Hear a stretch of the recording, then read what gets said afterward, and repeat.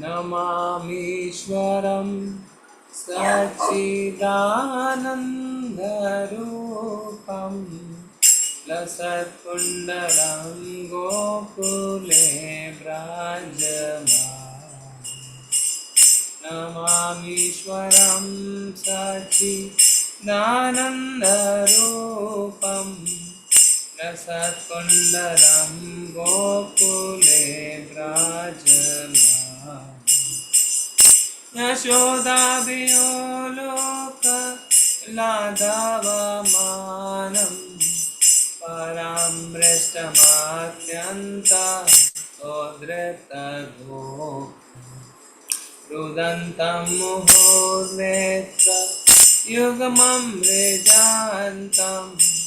पराम्भोजयुगमेन सातकने मोश्वासकम्पात्रिरेखाङ्ककण्ठा स्थितग्रैवं दामोदरं भक्तिभावम् इति दृक्स्वलीलाभिरानन्दकुण्डे स्वघोषं निमज्जन्तमाख्यापयामि।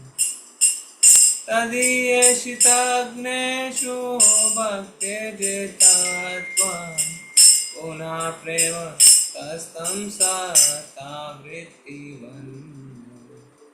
वरं देवमोक्षं न मोक्षावधिं वा न चान्यं वृणेऽहं वरेषदपि इदं ते वपुर्नाथ गोपालबालं सदा मे मनस्याभिलाषतां किम् अन्यम् इदं ते मुखं भोजम् अत्यन्तनीलय वृतं कुन्तलय स्निग्धरक्तस्य गोप मुहुचुम्बितं बिम्बरक्ताधरं मे मनस्य विरस्तामलं लक्ष्यलाभम् नमो देवदामोदरानन्त विष्णु प्रसिद्ध प्रभो दुःखजालाब्धिमान् कृपा दृष्टिवृष्ट्यातिदीनं बतानु गृहाणेश मामाज्ञ मे देश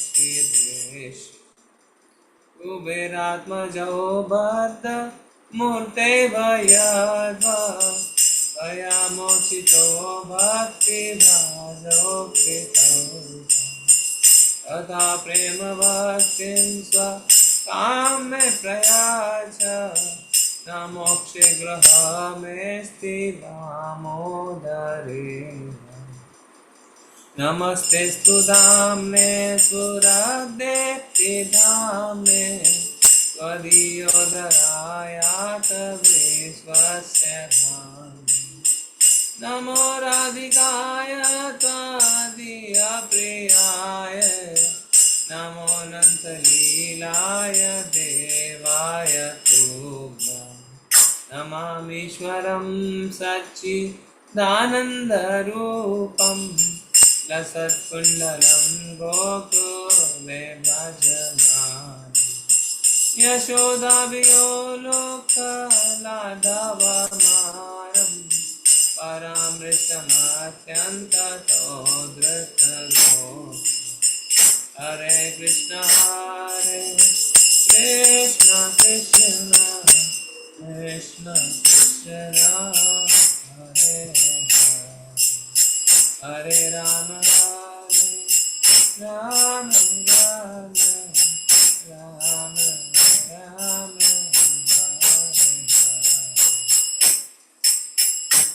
श्री दामोदर अष्टकम की जय। जिनके कपलों पर दो दुल्यमान मकराकृत कुंडल क्रीड़ा कर रहे हैं, जो गोकुल नामक अप्राकृत चिन्मय धाम में परम शोभायामान है, जो दधी भांड दूध और दही से भरी मटकी फोड़ने के कारण माँ यशोदा के भय से भीत होकर ओखल से कूदकर अत्यंत वेग से दौड़ रहे हैं और जिन्हें माँ यशोदा ने उनसे भी अधिक वेग पूर्वक दौड़कर पकड़ लिया है, ऐसे उन सच्चिदानंद स्वरूप सर्वेश्वर श्री कृष्ण की मैं वंदना करता हूँ। जननी के हाथ में छड़ी देखकर मार खाने के भय से डरकर जो रोते रोते बारंबार अपनी दोनों आँखों को अपने हस्त कमल से मसल रहे हैं, जिनके दोनों नेत्र भय से अत्यंत विवहल हैं, रोदन के आवेग से बारंबार श्वास लेने के कारण त्रिरेखायुक्त कंठ में पड़ी हुई मोतियों की माला आदि कंठभूषण कंपित हो रहे हैं और जिनका उदर माँ यशोदा की वात्सल्य भक्ति के द्वारा रस्सी से बंधा हुआ है, उन सच्चिदानंद स्वरूप सर्वेश्वर श्री कृष्ण को मैं वंदना करता हूँ, जो इस प्रकार दाम बंधन आदि रूप बाल्य लीलाओं के द्वारा गोकुल वासियों को आनंद सरोवर में नित्यकाल सराबोर करते रहते हैं और जो ऐश्वर्यपूर्ण ज्ञानी भक्तों के निकट मैं अपने ऐश्वर्यहीन प्रेमी भक्तों द्वारा जीत लिया गया हूँ, ऐसा भाव प्रकाश करते हैं, उन दामोदर श्री कृष्ण की मैं प्रेम पूर्वक बारंबार वंदना करता हूँ। हे देव, आप सब प्रकार के वर देने में पूर्ण समर्थ हैं, तो भी मैं आपसे चतुर्थ पुरुषार्थ रूप मोक्ष या मोक्ष की चरम सीमा रूप श्री वैकुंठ आदि लोक भी नहीं चाहता और ना मैं श्रवण और कीर्तन आदि नवदा भक्ति द्वारा प्राप्त किया जाने वाला कोई दूसरा वरदान ही आपसे मांगता हूँ। हे नाथ, मैं तो आपसे इतनी ही कृपा की भीख मांगता हूँ कि आपका यह बाल गोपाल रूप मेरे हृदय में नित्य काल विराजमान रहे। मुझे और दूसरे वरदान से कोई प्रयोजन नहीं है। हे देव, अत्यंत श्याम लवर्ण और कुछ कुछ लालिमा लिए हुए चिकने और घुंघराले लाल बालों से घिरा हुआ तथा माँ यशोदा के द्वारा बारंबार चुंबित आपका मुख कमल और पके हुए बिंब फल की भांति अरुण अधर पल्लव मेरे हृदय में सर्वदा विराजमान रहे। मुझे लाखों प्रकार के दूसरे लाभों की आवश्यकता नहीं है। हे देव, हे भक्तवत्सल दामोदर, हे अचिंत्य शक्ति युक्त अनंत, हे सर्वव्यापक विष्णु, हे मेरे ईश्वर प्रभो, हे परम स्वतंत्र ईश, मुझ पर प्रसन्न हो गए। मैं दुख समूह रूप समुद्र में डूबा जा रहा हूँ, अतएव आप अपनी कृपा दृष्टि रूप अमृत की वर्षा कर मुझ अत्यंत दीनहीन शरणागत पर अनुग्रह कीजिए एवं मेरे नेत्रों के सामने साक्षात रूप से दर्शन दीजिए। हे दामोदर, जिस प्रकार अपने दामोदर रूप से ओखल में बंधे रहकर भी नल कुबेर और मणिग्रीव नामक कुबेर के दोनों पुत्रों का नारद जी के श्राप से प्राप्त वृक्ष योनि से उद्धार कर उन्हें परम प्रयोजन रूप अपनी भक्ति भी प्रदान की थी, उसी प्रकार मुझे भी आप अपनी प्रेम भक्ति प्रदान कीजिए। यही मेरा एकमात्र आग्रह है। किसी भी अन्य प्रकार के मोक्ष के लिए मेरा तनिक भी आग्रह नहीं है।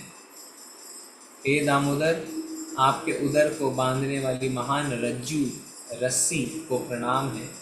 निखिल ब्रह्म तेज के आश्रय और संपूर्ण ब्रह्मांड के आधार स्वरूप आपके उदर को नमस्कार है। आपकी प्रियतमा श्री राधा रानी के चरणों में मेरा बारंबार प्रणाम है। और हे अनंत लीला विलास करने वाले भगवान, मैं आपको भी सैकड़ों प्रणाम अर्पित करता हूँ। श्री दामोदर अष्टकम की जय। Thank you everyone. ओम नमो भगवते वासुदेवाय।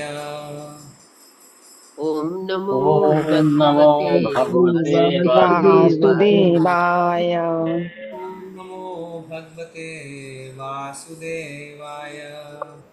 ओम नमो भगवते वासुदेवाय। ओम नमो भगवते वासुदेवाय। ओम नमो भगवते वासुदेवाय। वासुदेवाय। नारायणं नमस्कृत्य नारायणं नमस्कृत्य नमस्कृत्य नरं चैव नरोत्तमं नरं नरं चैव चैव नरोत्तमं नरोत्तमं देवीं सरस्वतीं व्यासं देवीं सरस्वतीं व्यासं व्यासं ततो जयमुदीरयेत्। ततो ततो जयमुदीरये। अष्टप्रायेषु अभद्रेषु नष्टप्रायेषु नष्टप्रायेषु अभद्रेषु अभद्रेषु नित्यं भागवत सेवया नित्यं भागवत भागवतसेवया सेवया भगवती उत्तमा श्लोके भगवती उत्तमा श्लोके श्लोके भक्तिर्भवती नैष्टिकी। भक्तिर्भवती नैष्ठिकी। नैष्ठिकी। भागवतम स्कंद 2 अध्याय 5 श्लोक संख्या 35। स एव पुरुषस्तस्माद् स एव स एव पुरुषस्तस्मात् स एव पुरुषस्तस्माद् स एव पुरुषस्तस्मात् पुरुषस्तस्मात् अंडं निर्विद्य निर्गतः दण्डं अण्डं निर्विद्य निर्गतः अंडं निर्गता निर्विद्य निर्गतः अण्डं निर्गतः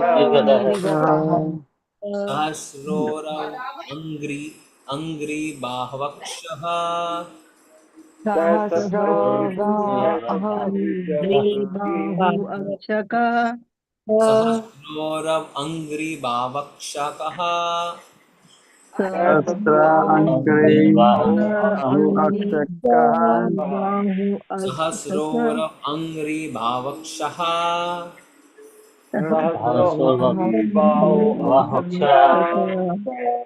सहस्रानन शीर्षवान् सहस्रानन सहस्रानन शीर्षवान् सहस्रानन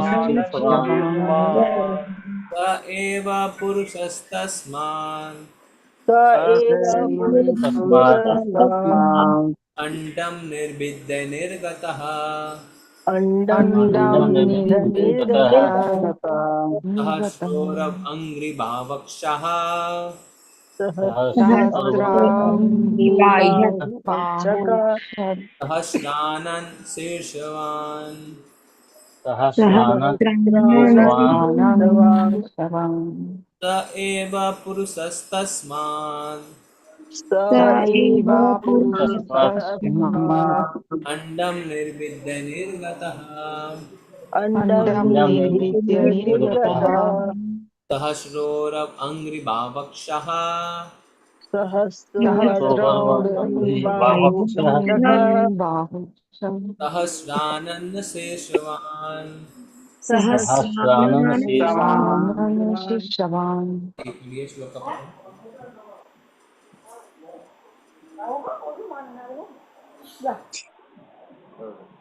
श्लोक का पठन करेंगे। हरे कृष्णा प्रभु जी। स एवा पुरुषा तस्मात् अंगान् अंडमानिर्भिद्य निर्गतः सहस्रारु अग्नि अंडाग्नि बाहु अक्ष सहस्र सहस्र आनन शीर्षवान्। हरे कृष्णा। हरे हरे कृष्ण कृष्ण प्रभु प्रभु जी। जी। स एव पुरुषस्तस्मात् अण्डं निर्विद्य निर्गतः सहस्रोर्वङ्घ्रिबाहुवक्स्य सहस्रानन शीर्षवान्। हरे कृष्ण प्रभु जी। हरे कृष्ण प्रभु जी। स एव पुरुषस्तस्माद् अंड बीजगतः अस्त्रविवग्रीद्रावक्षः सहस्रनारायणः। हरे कृष्ण। हरे कृष्णा प्रभु जी। स एव पुरुषतस्मादं अंडं निर्विद्य निर्गतः सहस्रव्रघ्रघि ब्रह्मक्षः सहस्रानन शीर्षवान्। हरे कृष्णा।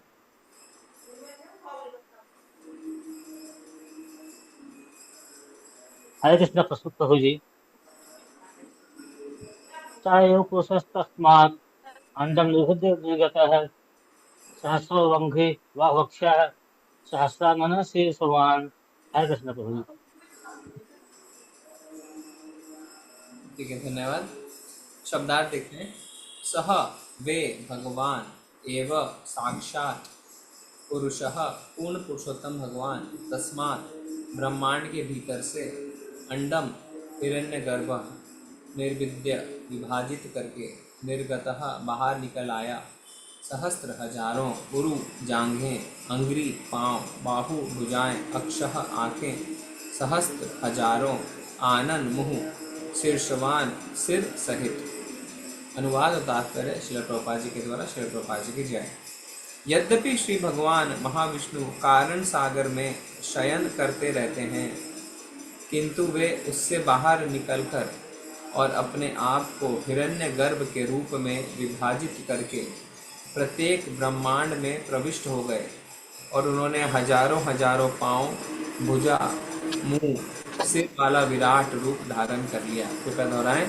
यद्यपि श्री भगवान महाविष्णु कारण सागर में शयन करते रहते हैं, यद्यपि यद्यपि भगवान भगवान महाविष्णु करण कारणों सागर में शयन में करते रहते हैं, वे उससे बाहर निकलकर किंतु वे किंतु वे उससे उससे बाहर बाहर निकलकर निकलकर वे उससे और बाहर अपने आप निकलकर को हिरण्य गर्भ के रूप में विभाजित करके और और अपने को अपने हिरण्यगर्भ के रूप में हिरण्यगर्भ विभाजित के करके रूप में विभाजित विभाजित करके प्रत्येक ब्रह्मांड में प्रविष्ट हो गए प्रत्येक प्रत्येक ब्रह्मांड ब्रह्मांड में में प्रविष्ट प्रविष्ट हो हो गए गए और उन्होंने हजारों हजारों पाँव, और और और उन्होंने उन्होंने हजारों हजारों हजारों हजारों पाँव, पाँव, भुजा, भुजा, भुजा, मुंह, मुंह, सिर वाला विराट रूप धारण कर लिया।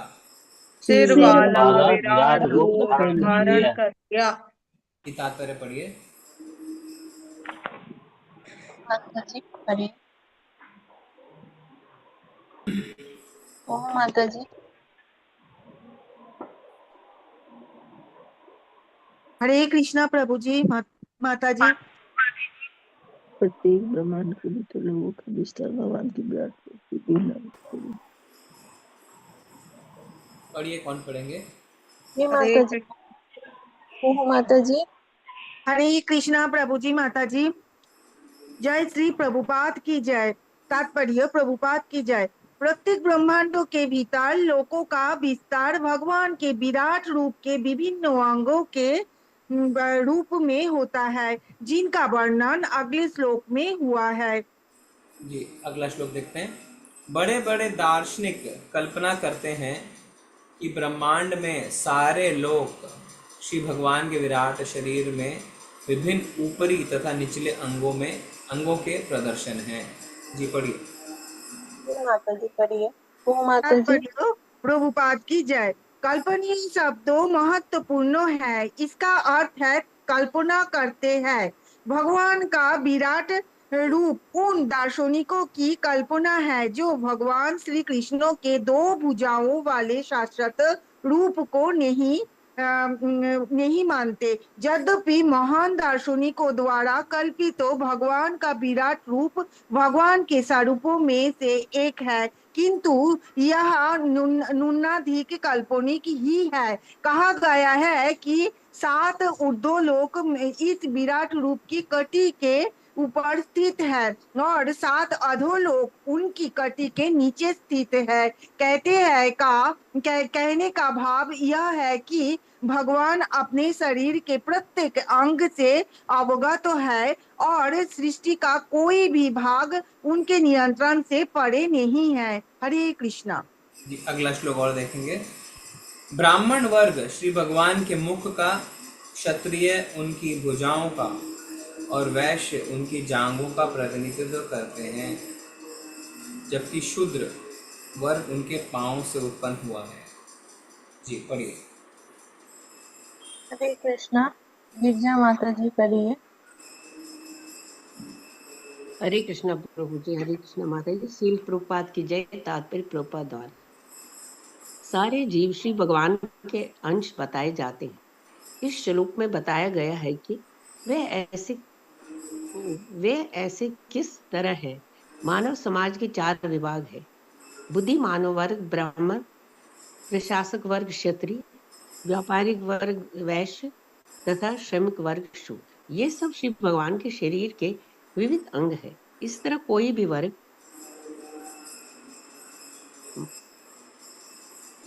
श्री भगवान से भिन्न नहीं है। मुख तथा पांव स्वाभाविक सृष्टि से अभिन्न है, परंतु शरीर के गुण की दृष्टि से मुख या सिर पांव से अधिक महत्वपूर्ण है। लेकिन साथ ही साथ मुख, पांव, भुजाएं तथा जंघाएं शरीर के अवयव है। श्री भगवान के शरीर के ये अंग परम पूर्ण सेवा के निमित्त है। मुख बोलने तथा खाने के लिए है। भुजाएं शरीर की रक्षा के लिए, पांव शरीर को इधर उधर ले जाने के लिए होते हैं तथा कमर शरीर को स्थित रखने के लिए होती है। अतः समाज के बुद्धिमान वर्ग को विराट रूप का मुख होने के नाते बोलना चाहिए और शरीर की शुद्ध तृप्ति के लिए भोजन भी करना चाहिए। श्री भगवान की शुद्धता यज्ञ के फल को ग्रहण करना है। बुद्धिमान वर्ग का ब्राह्मणों को ऐसे यज्ञ। धन्यवाद माता जी। धन्यवाद। हरे कृष्णा। मनीषा पटेल माता जी पढ़िए। हरे कृष्ण। बुद्धिमान वर्ग या ब्राह्मणों को ऐसे यज्ञ संपन्न करने में अत्यंत कुशल होना चाहिए और अधीन वर्गों को चाहिए कि ऐसे यज्ञों में हाथ बटाए। परमेश्वर के लिए बोलने का अर्थ है भगवान के असली स्वभाव का एवं संपूर्ण शरीर के अन्य समस्त भागों की स्थिति का प्रसार करना। इसलिए ब्राह्मणों को ज्ञान के चरम स्रोत वेदों को जानना चाहिए। वेद का अर्थ है ज्ञान तथा अंत का अर्थ है उसका छोर। भगवत गीता के अनुसार भगवान समस्त वस्तुओं के स्रोत है। अहम सर्वस्य प्रभव। और इस तरह ज्ञान का अंत वेदांत भगवान को जानने, भगवान के साथ अपने संबंध को जानने तथा इस संबंध के अनुसार कार्य करने में है। जिस तरह शरीर के अंग शरीर से संबंधित होते हैं, उसी प्रकार जीव को भगवान के साथ अपना संबंध जानना चाहिए। मनुष्य जीवन विशेष रूप से इसी प्रयोजन के लिए अर्थात भगवान के साथ अपने संबंध को जानने के लिए मिला है। इस संबंध को जाने बिना मनुष्य जीवन व्यर्थ है। इसलिए बुद्धिमान वर्ग के लोगों या ब्राह्मणों का विशेष उत्तरदायित्व है कि भगवान के साथ हमारे इस संबंध का प्रसार करें और सामान्य जनता को सही मार्ग पर लाए। प्रशासक वर्ग जीवों की रक्षा के निमित्त है। माता जी जिससे जी हरे धन्यवाद कृष्ण। माता जी। धन्यवाद माता जी। नेक्स्ट डिवोटी को बोलते हैं। हरे कृष्णा। सत्येंद्र मलिक प्रभु जी पढ़िए।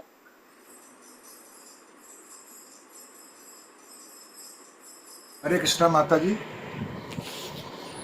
हरे कृष्णा माता जी। हरे कृष्ण प्रभु जी। जिससे तात्पर्य शील प्रपात जी द्वारा शील प्रपात जी की जय। जिससे सारे जीव इस प्रयोजन में सफल रहें। व्यापारी वर्ग अन्न उत्पन्न करने तथा उसे सारे समाज में वितरित करने के लिए है, जिससे सारी जनता को अवसर मिले कि वे सुखपूर्वक रह सकें और मनुष्य जीवन के कर्तव्य को निभा सकें। व्यापारिक वर्ग का यह भी दायित्व है कि वह गायों को सुरक्षा प्रदान करे, जिससे पर्याप्त दूध तथा दुग्ध उत्पादन प्राप्त हो। इन्हीं से समुचित स्वास्थ्य तथा बुद्धि प्राप्त हो सकती है, जो परम सत्य के ज्ञान के निमित्त सभ्यता को स्थापित रखने में समर्थ हैं। श्रमिक वर्ग जो न तो बुद्धिमान होता है न शक्तिमान, वह अन्य उच्चतर वर्गों की सेवा करके सहायता पहुंचा सकता है और उनके सहयोग से लाभान्वित हो सकता है। अतएव यह ब्रह्मांड श्री भगवान के परिप्रेक्ष्य में एक पूर्ण इकाई है। श्री भगवान के साथ इस संबंध के अभाव में सारा मानव समाज अस्त व्यस्त रहता है तथा उसमें शांति तथा संपन्नता नहीं रहती। इसकी पुष्टि वेदों में हुई है। ब्राह्मणों अस्य मुखमासीद बहुराज्यन्य कृता हरे कृष्णा प्रभु जी, हरे कृष्णा माता जी, सादर प्रणाम। तिमिरन्धस्य ज्ञानाञ्जनशलाकया चक्षुरुन्मिलितं येन तस्मै श्रीगुरुवे नमः। श्रीचैतन्यमनोभीष्टं स्थापितं येन भूतले स्वयं रूपा कदा मह्यं ददाति स्वपदान्तिकं। वन्देऽहं श्रीगुरो श्रीयुत्पदकमलं श्रीगुरून् वैष्णवांश्च श्रीरूपं सागरजातं सहगं रघुनाथान्वितान्तं सजीवं साधुवेतं सावधूतं परिजनसहितं कृष्णचैतन्यदेवं श्रीराधा कृष्णपादान् सकलललिता श्रीविशाखान्वितांश्च। नमो विष्णुपादाय कृष्णपृष्ठाय भूतले श्रीमते भक्तिवेदान्तस्वामिनिति नामिने। नमस्ते सारस्वते देवे गौरवाणी प्रचारिणे निर्विशेषाय शून्यवादी पाश्चात्यदेशतारिणे। वाञ्छाकल्पतरुभ्यश्च कृपा सिन्धुभ्येव च पतितानां पावनेभ्यो वैष्णवेभ्यो नमो नमः। हे कृष्ण करुणा सिंधु दीनबंधु जगत्पते गोपेश गोपीकान्त राधाकान्त नमस्ते। तप्त कांचन गौरांगी श्री राधे वृंदावनेश्वरी वृषभानुसुते देवी प्रणमामि। जय हो श्री कृष्ण चैतन्य प्रभु नित्यानंद श्री अद्वैत गदाधर श्री वासादि गौर भक्तवृंद। नमो महावदन्याय कृष्ण प्रेम प्रदायते कृष्णाय कृष्ण चैतन्य नामने गौरतिशे नमः। हरे कृष्णा कृष्णा कृष्णा हरे हरे, हरे राम राम राम हरे हरे। स एव पुरुषस्तस्मात् अण्डं निर्विद्य निर्गतः सहस्रोरभङ्घ्रिभावक्षः सहस्रानन शीर्षवान्। यद्यपि श्री भगवान महाविष्णु कारण सागर में शयन करते रहते हैं, किंतु वे उससे बाहर निकलकर और अपने आप को हिरण्य गर्भ के रूप में विभाजित करके प्रत्येक ब्रह्मांड में प्रविष्ट हो गए और उन्होंने हजारों हजारों पाँव, भुजा, मुंह, सिर वाला विराट रूप धारण कर लिया। तो अभी हम देख रहे हैं किस तरीके से ब्रह्मा जी नारद मुनि को बता रहे हैं कि इस ब्रह्मांड की सृष्टि हुई। उससे पहले अगर आप कोई बॉम्बे में रहते हैं तो नामनिष्ठ प्रभु जो अध्यक्ष है टेंपल के, वो अभी जुहू टेंपल में रुके हुए हैं। कल शाम को उनकी वापसी है, अगर आप चाहें तो उनके दर्शन प्राप्त कर सकते हैं।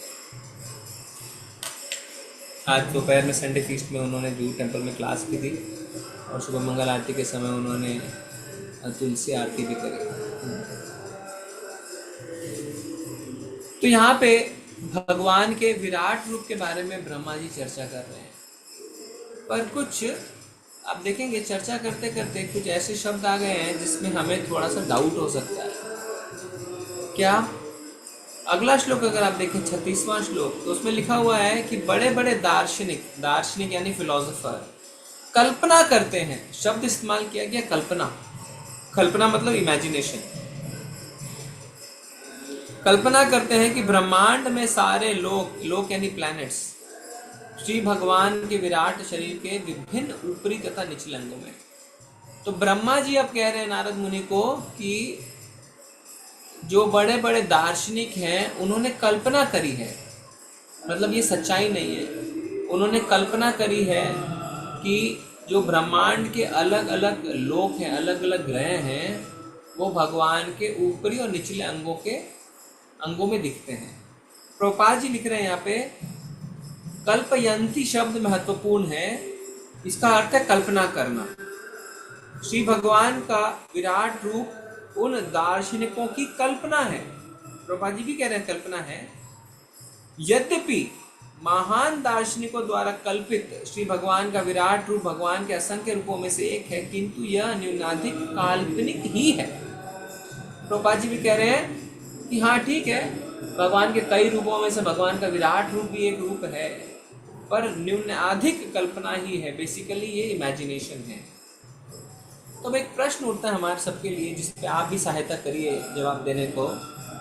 तो जब भगवान भगवत गीता में अर्जुन को अपना विराट रूप दिखाते हैं, अध्याय संख्या 11 में देखें, वो तो भगवान वहाँ पे खुद दिखा रहे हैं अपना विराट रूप और कह रहे हैं अर्जुन देखो मेरे ऐश्वर्य को देखो, है ना, इतनी भुजाएं। अर्जुन घबरा भी जाता है, इतने मुख, कहीं से आग निकल रही है तो कहीं असुर उनके मुख में प्रवेश कर रहे हैं, और वो रूप फैलता ही जा रहा है। तो ये तो भगवान ने खुद अपना विराट रूप दिखाया, और यहाँ पे हम पढ़ रहे हैं कि भगवान का विराट रूप कल्पना है। तो इस चीज को हम समझें कैसे, इसमें हो क्या रहा है? एक तरफ भगवान खुद अपना विराट रूप दिखा रहे हैं और अर्जुन देख भी रहे हैं और उस विराट रूप को डिस्क्राइब भी कर रहे हैं, उसके बारे में चर्चा भी हो रही है, पूरा अध्याय उसी के पीछे है, विराट रूप के पीछे। फिर यहाँ पे ब्रह्मा जी कह रहे हैं कि ये दार्शनिकों की कल्पना है, प्रभुपाद जी भी लिख रहे हैं कि हाँ ठीक है, सभी रूप हैं पर उसमें से कल्पना मात्र है। तो ये हम समझे कैसे, क्या सही है क्या गलत है? हरे कृष्णा प्रभु जी। जी। प्रभु जी जैसे ये जैसे कि भगवान की सब जो रूप है, जैसे नरसिंह अवतार और वराह अवतार, जो भी रूप है वो दिव्य है और वो मौजूद है वो ये ब्रह्मांड में। लेकिन ये जो विराट रूप है वो मौजूद नहीं है, वो मतलब वो दिव्य है लेकिन वो नहीं है, मतलब कहीं पे अवस्थान नहीं कर रहा है। और ये भगवान के अर्जुन के अनुग्रह के अनुसार भगवान ने इसको दिखाए, इसलिए ये कल्पित है। हरे कृष्ण। ठीक है, और कौन बताएंगे? हरे कृष्णा प्रभु जी। जी मैम। ये विराट रूप क्या प्रभु जी भौतिक बताया गया है कि भौतिक है और ये भगवान का और जो अवतार बताए हैं वो दिव्य है। भगवान वैसे ही दिव्य है, आध्यात्मिक है, लेकिन ये भौतिक है। इसको मतलब ये भौतिक उन लोगों के लिए बताया गया है जो कि मंद बुद्धि है और भगवान को अपन इन अपूर्ण इंद्रियों के द्वारा देख नहीं सकते, और वो भगवान को नहीं अपूर्ण इंद्रियों के द्वारा देखना चाहते हैं। तो उनको बताने समझाने के लिए उन्होंने ये अपना विराट रूप दिखाया है। और अर्जुन को बताया भी है उन्होंने, अर्जुन को कि अर्जुन ने कहा भी है कि मैं इसलिए देखना चाहता हूँ बाद में कि जिससे कि मैं आदर्श स्थापित कर सकूं। जो बाद में लोग कहते हैं कि मैं भगवान हूँ, तो भगवान हो तुम भी ऐसा करके दिखाओ, तुम भी विराट रूप दिखाओ अगर भगवान हो तो। इसको स्थापित करने के लिए विराटता, भगवान के स्थायित्व तो सर्वव्यापकता को स्थापित करने के लिए उन्होंने विराट रूप दिखाया है।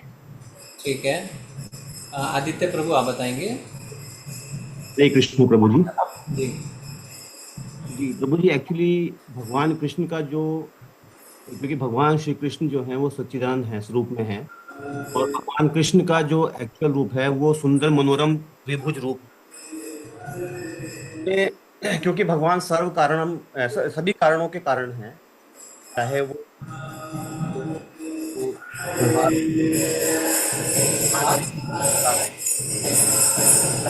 योद्धा हैं वो भी मारे जा चुके हैं एक्चुअल में, और अर्जुन निमित्त मात्र हैं, और सब भगवान कृष्ण में समा रहे हैं।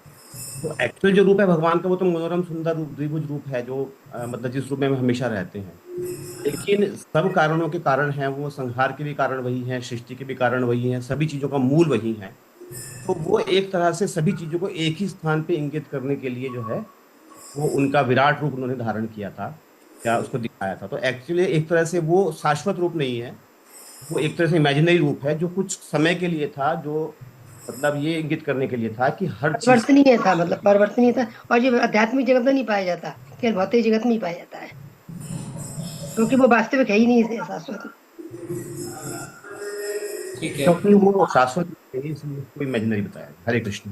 थैंक यू प्रभु जी, थैंक यू। और कोई बताएंगे?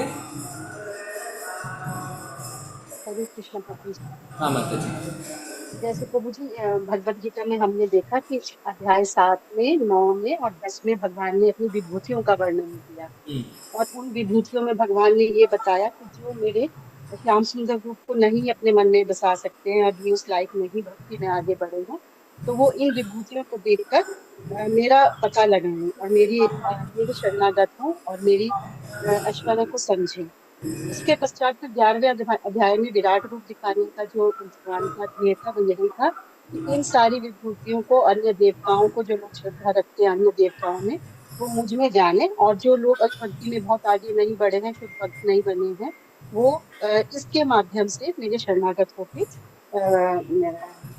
शरण में आ सकते हैं। Thank you, thank you. तो आप सब हरे कृष्ण प्रभु जी। हाँ। प्रभु जी, ये जो विराट रूप है, पहले भगवान जी ने अपनी माता यशोदा माता जी को दिखाया था, और यशोदा माता जी ने देखा था, उसके बाद फिर अर्जुन को दिखाया, और इसके अलावा भी 3-4 जगह ये विराट रूप भगवान ने अपने दिखाया है, तो इसे हम काल्पनिक नहीं कह सकते।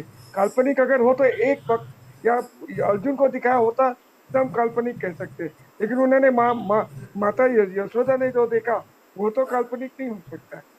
उसके अलावा यह विराट रूप प्रभु जी मुझे याद नहीं आता है, और 2-3 जगह इसका उल्लेख है, तो इसे हम काल्पनिक नहीं कर सकते। ये सच है, ये तथ्य है प्रभु जी। हरे कृष्ण प्रभु जी। ठीक है, thank you, thank you, thank you. आप सब ने जो उत्तर दिया उसको हम एनालाइज करते हैं। तो हम फिर से पढ़ते हैं, छोटा सा तात्पर्य है पर इसमें 2-3 जो प्रभुपाद ने हमें वाक्य बताए, इंपॉर्टेंट बताए हैं। क्या? पहला, श्री भगवान का विराट रूप उन दार्शनिकों की कल्पना है जो भगवान 2 भुजाओं वाले शाश्वत रूप को समझ नहीं पाते। तो जो भगवान के श्याम सुंदर रूप को समझ नहीं पाते उनकी कल्पना है विराट रूप, नंबर 1। दूसरा, यद्यपि महान दार्शनिकों द्वारा कल्पित भगवान का विराट रूप भगवान के असंख्य रूपों में से एक है, तो प्रभुपाद जी कह रहे हैं ये बात को हमें स्वीकारना है कि भगवान के जितने रूप हैं उसमें से विराट रूप भी एक रूप है, किंतु यह न्यूनाधिक काल्पनिक ही है, पर फिर भी यह काल्पनिक है, ऐसा बोल रहे हैं। और फिर लास्ट लाइन पढ़ते हैं। कहने का भाव ये है, अब देखिए प्रभुपाद जी लिख रहे हैं कंक्लूजन। कहने का भाव यह है कि परम श्री भगवान अपने शरीर के प्रत्येक अंग से अवगत हैं और सृष्टि का कोई भी भाग उनके नियंत्रण से परे नहीं है। सृष्टि का कोई भी भाग उनके नियंत्रण से परे नहीं है। अब आप सोचिए, प्रधानमंत्री मोदी वो अपने सरकार के शासन को देश के हर कोने तक पहुंचाते हैं, यानी उनके नियंत्रण से परे नहीं है कानून। तो कोई क्या कर सकता है इस बात को समझाने के लिए? मोदी का एक बड़ा सारा छवि बना सकता है और उसके हाथ में, उनके मुख में, उनके शरीर में अलग अलग जो प्रदेश हैं वो है ना, मान लीजिए दिल्ली, फिर उसके बाद कर्नाटका, उसके बाद तमिलनाडु, उसके बाद महाराष्ट्र, उसके बाद पश्चिम बंगाल, उसके बाद हरियाणा, अलग अलग राज्यों को उनके शरीर में डाल सकते हैं। और भी अगर देखें तो म्यूनसिपैलिटी, म्यूनसिपल कॉरपोरेशन, पंचायत, थाने, पुलिस स्टेशन, कानून व्यवस्था उनके शरीर में दिखा सकते हैं। उससे हमें क्या पता चलेगा? हमें पता चलेगा ओके, जो देश का प्रधानमंत्री होता है उसके नियंत्रण से कुछ भी परे नहीं है। पर है तो काल्पनिक, है तो काल्पनिक। ऐसा नहीं है कि मोदी के शरीर में सब कुछ है, पर फिर भी एक रूप है। तो इसीलिए भाव क्या है? भाव है कि भगवान की सृष्टि का कोई भी भाग उनके नियंत्रण से परे नहीं है। तो भगवान जब अपना विराट रूप दिखाते हैं तो विराट रूप है, पर जैसा आप सबने बिल्कुल सटीक बताया वो भौतिक है और ज़्यादा समय तक के लिए नहीं है। क्योंकि भगवान खुद जब अपना विराट रूप दिखाते हैं तो अर्जुन क्या बोलते हैं कि ये आपका जो विराट रूप है ये तो बढ़ता ही जा रहा है, तो बढ़ता ही जा रहा है, तो बढ़ता ही जा रहा है। क्यों? क्योंकि भौतिक सृष्टि बदलती जा रही है, हर समय बदल रही है। आप बोलेंगे बदल कैसे रही है प्रभु जी, सब कुछ तो पहले लिखा हुआ है। नहीं, आपके कर्म, आप क्या प्रारब्ध डिसाइड करते हैं।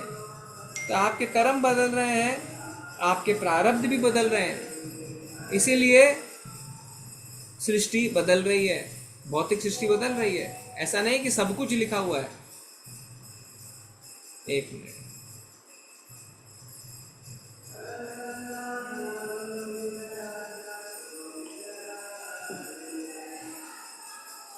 इसलिए ऐसा नहीं है।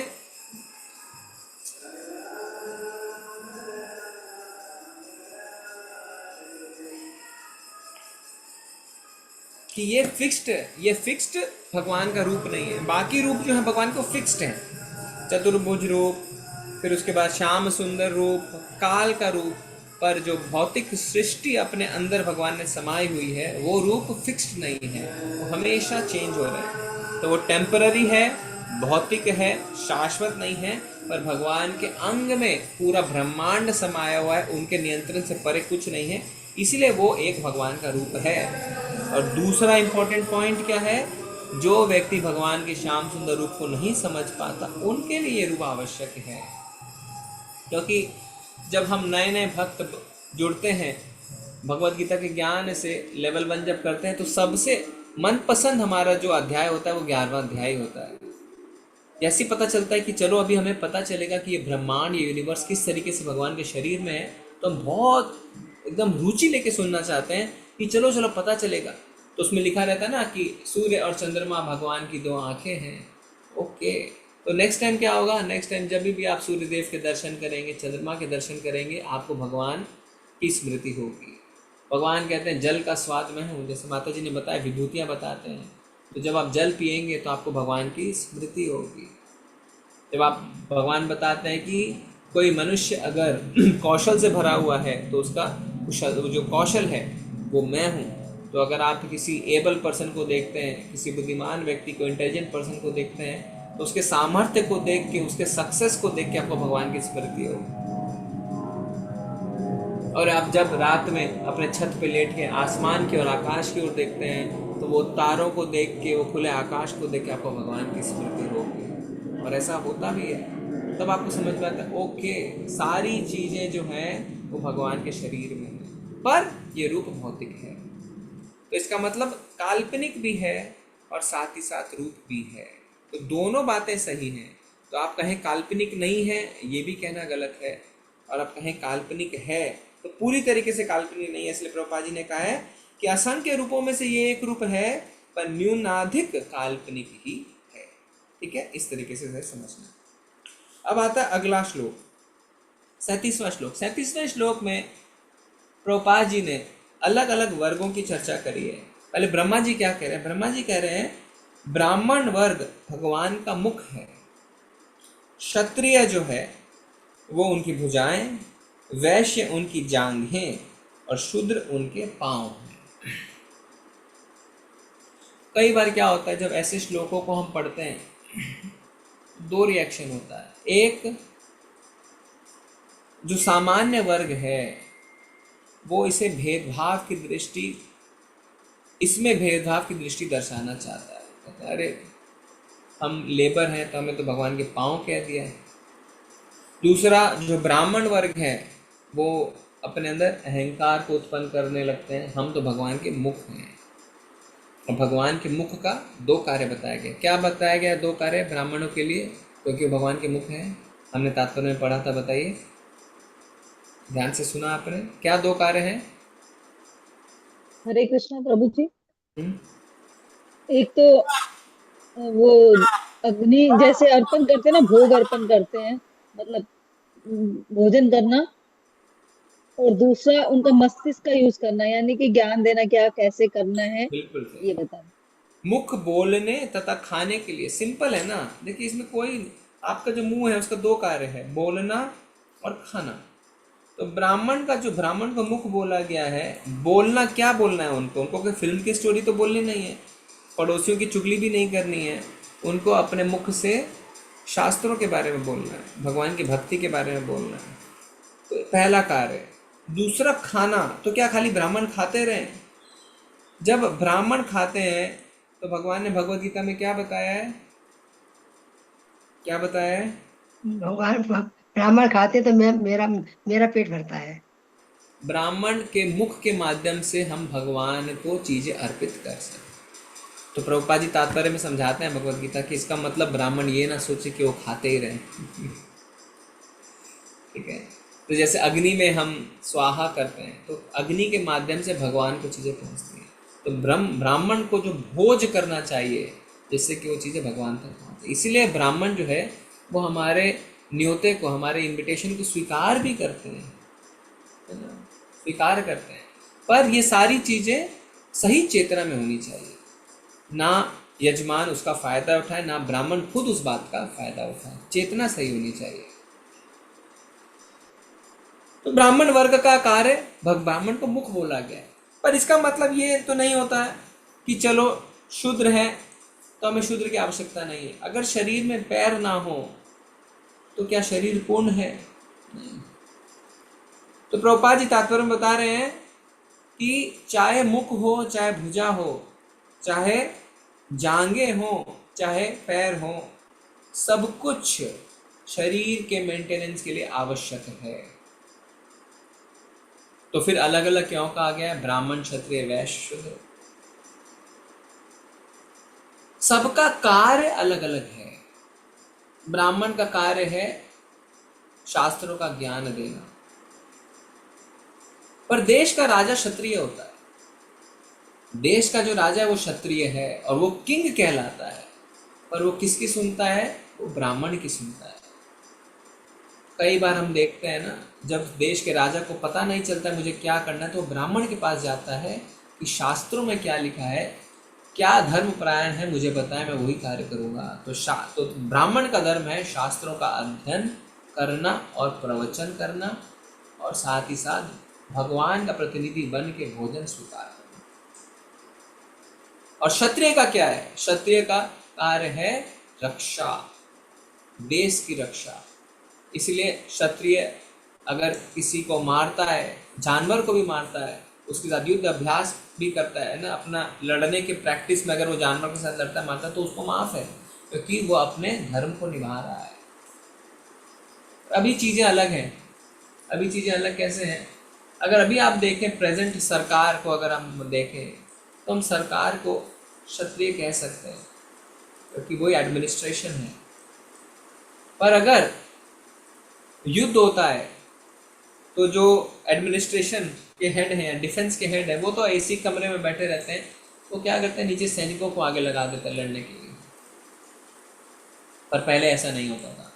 पहले के युद्ध में आप देखें क्षत्रिय सबसे आगे खड़े रहते, सब एक साथ उतरते, सैनिक भी लड़ते थे, मंत्री भी लड़ते थे, राजा खुद भी लड़ता था।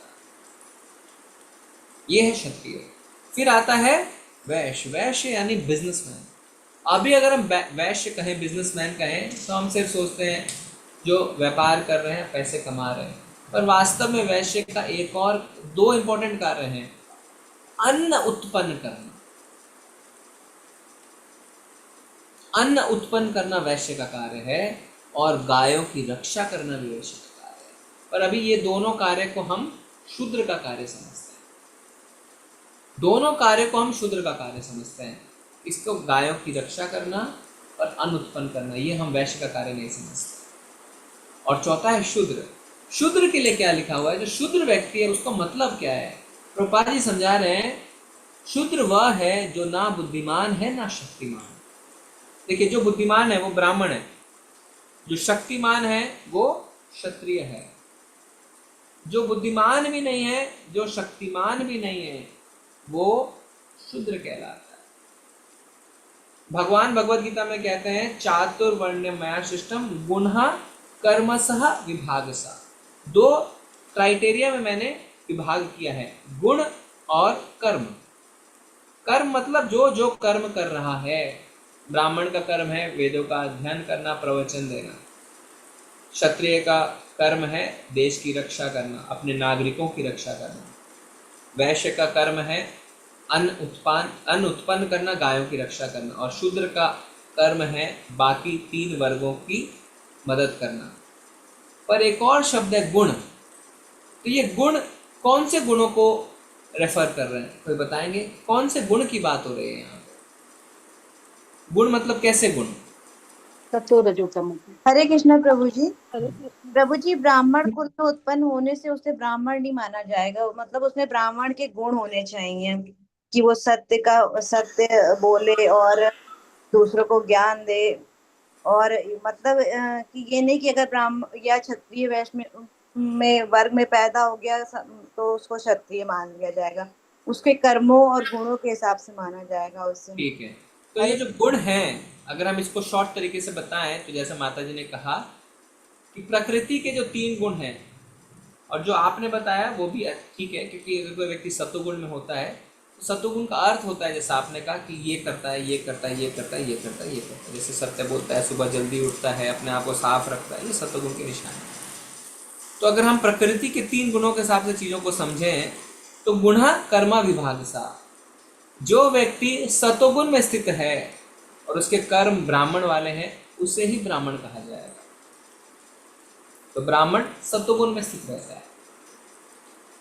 जैसे माता जी ने बताया कि ब्राह्मण का पुत्र है पर उसके कर्म ब्राह्मण वाले नहीं है, वो मान लीजिए मांस मदिरा खाता है ना, लिकर इंटॉक्सिकेशन नशा करता है और दिन भर सोता रहता है, झूठ बोलता है, आलस में रहता है, तो तमोगुण है और कर्म भी ब्राह्मण वाले नहीं है, तो उसको हम ब्राह्मण नहीं कह सकते।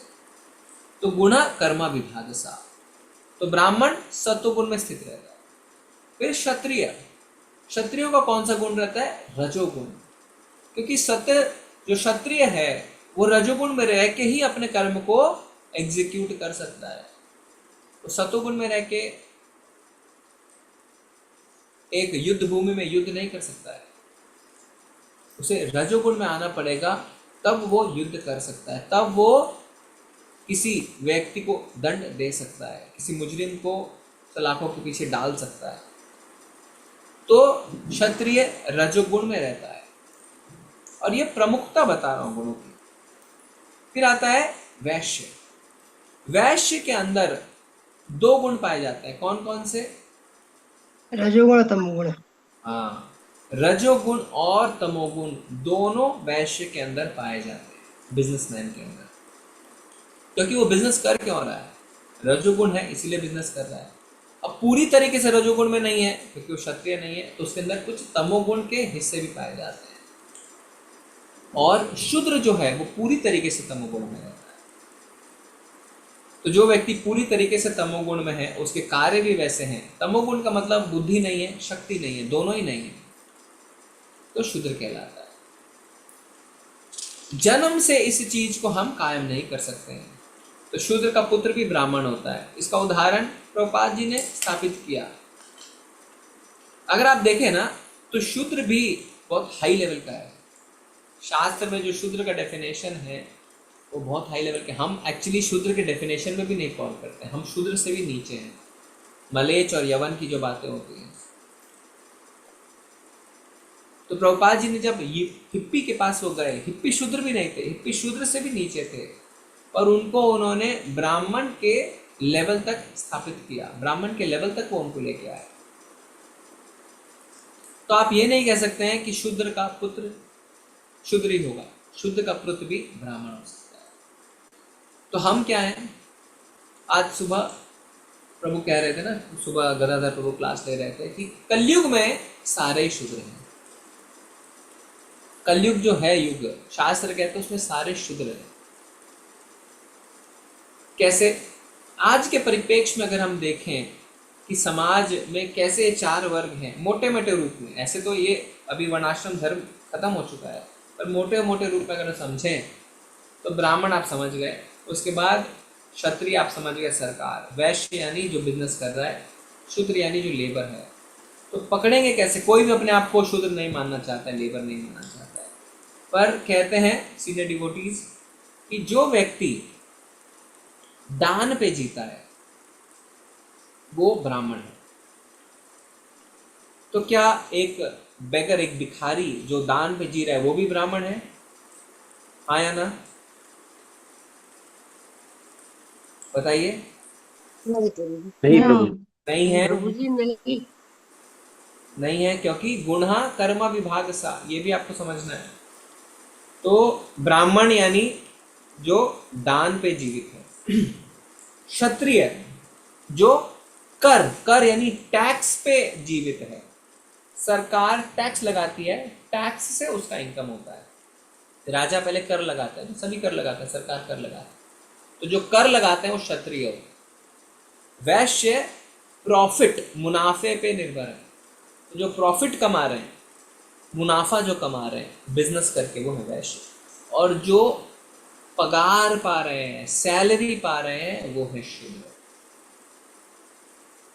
आज आप देखें जो पंडित भी है मंदिर का वो भी पगार पाता है ना, बाकी की तो बात ही नहीं करेंगे, बाकी तो जनरली लगभग सारे लोग पगार पे ही हैं।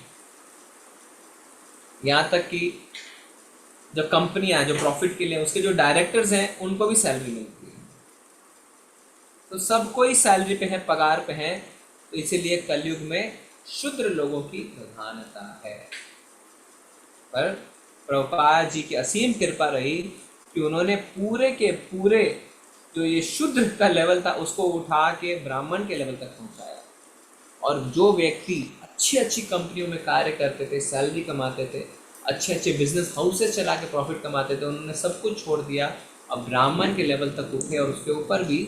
और अब वो उनका जो कमाई का कमाई नहीं, उनका जो पैसा का जरिया है वो है दान, क्योंकि वो भगवान की सेवा में व्यस्त है। तो ये नहीं है कि कलयुग में आप ब्राह्मण या उसके ऊपर लेवल पर नहीं उठ सकते, उठा जाता है, पर कलयुग में मेन सारे शूद्र ही पाए जाते हैं। पर प्रभुपाद जी लिख रहे हैं तात्पर्य में कि अगर मुख, भुजा, कमर यानी वेस्ट और पैरों में से भी अगर आपको चुनना पड़े तो सबसे ज़्यादा महत्वपूर्ण क्या है? सबसे ज़्यादा महत्वपूर्ण होता है मुख यानी ब्राह्मण, क्योंकि पैर के बिना आप जी सकते हैं। कितने लोग हैं ना जिनके पैर नहीं है वो जी रहे हैं, कितने लोग हैं जिनके हाथ भी नहीं है वो भी जी रहे हैं, पर ऐसा कोई नहीं है जिसका सिर नहीं है और वो जी रहा है। चारों आवश्यक हैं, पर इम्पोर्टेंस के साथ से आप देखें तो ब्राह्मण सबसे ज़्यादा आवश्यक है, क्षत्रिय उसके नीचे, फिर वैश्य उसके नीचे, शूद्र उसके नीचे। पर क्या शूद्र के बिना समाज चल सकता है? शूद्र के बिना समाज नहीं चल सकता।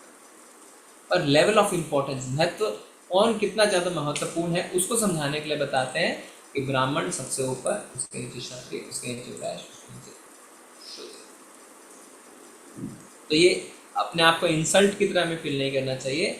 गुना कर्म विभाग से किसी ने आपको रोका नहीं है शूद्र प्लेटफॉर्म से उठ के ब्राह्मण प्लेटफॉर्म तक आने, क्योंकि ये जन्म पे निर्धारित नहीं है। अगर जन्म पे निर्धारित नहीं है तो हमें द्वेष क्यों है इस पूरे सिस्टम से? द्वेष तब होता जब जन्म पे निर्धारित होता कि मेरी क्या गलती थी अगर मैं शूद्र परिवार में पैदा हुआ। पर भगवान ने तो कहा नहीं जन्म कर्म विभाग सा, भगवान ने कहा गुण कर्म विभाग से। ठीक है, अगर आप शूद्र, आपके पिता शूद्र थे गुण कर्म के हिसाब से, तो आपको किसने रोका है कि आप ब्राह्मण के गुण और गुणों को आप अपने अंदर लेके आए और ब्राह्मण के जैसे कर्म करें? किसी ने नहीं रोका है, तो वो आप करिए। पर उसके लिए आपको ऑस्टेरिटी, तपस्या चाहिए उस लेवल तक उठने के लिए, जो हम कर नहीं पाते हैं। अगर आप वो तपस्या नहीं कर पाते हैं, खाली ब्राह्मण का नाम चाहिए, तो वास्तव में आप शूद्र हैं, क्योंकि शूद्र के अंदर ही आलस्य होता है, वो कोई भी तपस्या नहीं करना चाहता, दिन भर आराम करना चाहता है। तो अगर आप शूद्र के गुण दिखाएंगे तो आपको शूद्र ही कहेंगे, और अगर आप शूद्र परिवार में जन्म लेने के बाद भी ब्राह्मण के गुण दिखाएंगे तो आपको ब्राह्मण कहा जाएगा। गुण कर्म विभाग सा, ठीक है। और प्रभुपाद ने एक छोटी सी पॉइंट यहाँ पे डिस्कस करा है, जो हम डिस्कस करते हैं, फिर हम क्लास को बंद करेंगे। वेदांत, वेदांत का अर्थ क्या है? प्रभुपाद जी को जब हम प्रणाम मंत्र बोलते हैं उसमें कहता है वेदांत स्वामी। वेदांत के लिए उन्होंने खुद बताया है यहाँ पे क्या, और इस तरह ज्ञान का अंत, वेदों का अंत वेदांत, श्री भगवान को जानने, श्री भगवान के साथ अपने संबंध को जानने तथा केवल इस संबंध के अनुसार ही कार्य करने में है। तो देखिए प्रभुपाद जी ने डायरेक्टली नहीं बताया अपने बारे में, पर इनडायरेक्टली बता दिया है, क्योंकि उन्होंने स्वीकार किया कि हाँ मुझे भक्ति वेदांत आप संबोधित कर सकते हैं। तो ये उनके द्वारा ही बोले गए शब्द हैं। वेद का अर्थ है ज्ञान और अंत का शब्द है, अंत का अर्थ है छोर, छोर यानी लिमिट। वेद का अर्थ है ज्ञान और अंत का अर्थ है छोर, यानी ज्ञान का छोर, ज्ञान का लिमिट। श्री भगवत गीता के अनुसार श्री भगवान समस्त वस्तुओं के स्रोत, अहम सर्वस्य प्रभु, और इस तरह ज्ञान का अंत, यानी ज्ञान का अंत आप सोच के देखिए। प्रभुपाद जी बोल रहे हैं वेदांत मतलब ज्ञान का अंत, और उसको और ज्ञान प्राप्त करने को बाकी नहीं बचा। और उन्होंने कहा हाँ मेरे शिष्य मुझे भक्ति वेदांत कहते हैं, मुझे ये स्वीकारनी है। तो इनडायरेक्टली हमें पता चलना चाहिए कि प्रभुपाद जी, डायरेक्टली नहीं पर इनडायरेक्टली हमें पता चलना चाहिए क्या, ज्ञान का अंत वेदांत। और उसका मतलब क्या है? भगवान को जानना, भगवान के साथ संबंध को जानना और केवल इस संबंध के अनुसार ही कार्य करना। तो ये प्रभुपाद जी की चेतना को दर्शा रहा है कि प्रभुपाद पूरी तरीके से भगवान को जान चुके, उनके साथ अपने संबंध को जान चुके और उसी संबंध के अनुसार कार्य करें। प्रभुपाद की पर्सनालिटी अलग है। प्रभुपाद इज डायरेक्टली, वो सीधे गोलोक से हैं, पर हमें जो समझने की अगर कोशिश करें हम, तो वेदांत तभी उन्होंने स्वीकार किया क्योंकि वो पूरी तरीके से भगवान के संबंध को समझ के उसी कॉन्शियसनेस में, उसी संबंध के अनुसार ही कार्य। तो कई बार लोग कहते हैं कि प्रभुपाद जी ने कभी बताया नहीं कि मैं कौन हूँ। कई बार गुरु आते हैं और रिवील करते हैं कि वास्तव में है ना, हमारा जो परंपरा है वो तो बहुत लकी परंपरा है, इसमें जितने आचार्य हैं वो भगवान के मंजरी है ना, गोपी इत्यादि है। पर प्रभुपाद ने कभी अपने बारे में खुद डायरेक्टली नहीं बताया, पर यहाँ से हमें पता चलता है कोई भी आचार्य कोई भी ऐसा टाइटल स्वीकार नहीं करेगा जिससे वो लगता है कि गलत है। अगर उन्होंने स्वीकार किया अपने आप को भक्ति वेदांत कहलाना और भक्ति वेदांत का वो अर्थ खुद बता रहे हैं, तो इस समय समझ में आता है वास्तव में Prabhupada ji is directly from God. ठीक है, इस पॉइंट पे हम यहाँ पे